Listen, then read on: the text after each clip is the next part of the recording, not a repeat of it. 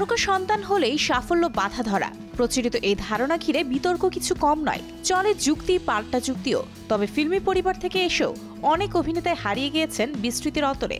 তাদের মধ্যে একজন ফারদিন খান।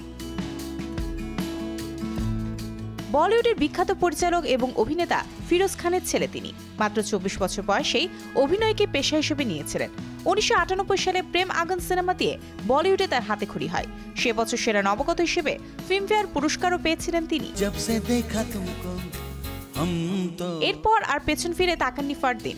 একের পর এক সিনেমা এসে পড়ে তার ঝুলিতে।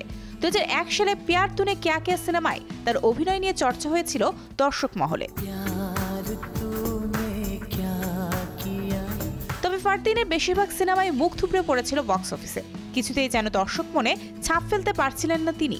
নো এন্ট্রি হাত ধরে সাফল্য এসেছিল বটে, তবে বক্স অফিসে সেই সিনেমার ভালো ব্যবসা কৃতিত্ব পেয়েছিলেন সালমান খান। মনে করা হয়েছিল সালমানের কারিশমাতেই ভালো আয় করেছিল সিনেমাটি।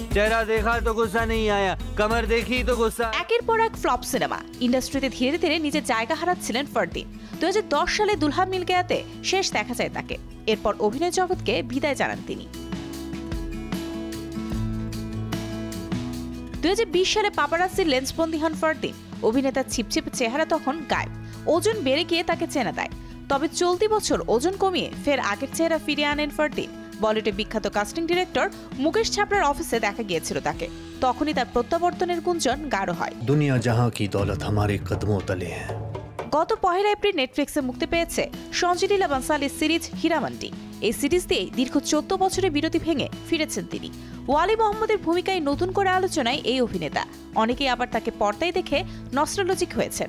সামাজিক মাধ্যমে লিখেছেন ফারদিন অভিনীত সিনেমা নিয়ে নানা স্মৃতি। বলিউডে আবারও নিয়মিত হন তিনি, এমনটাই কামনা ভক্তদের। Mario Sen, showbiz tonight.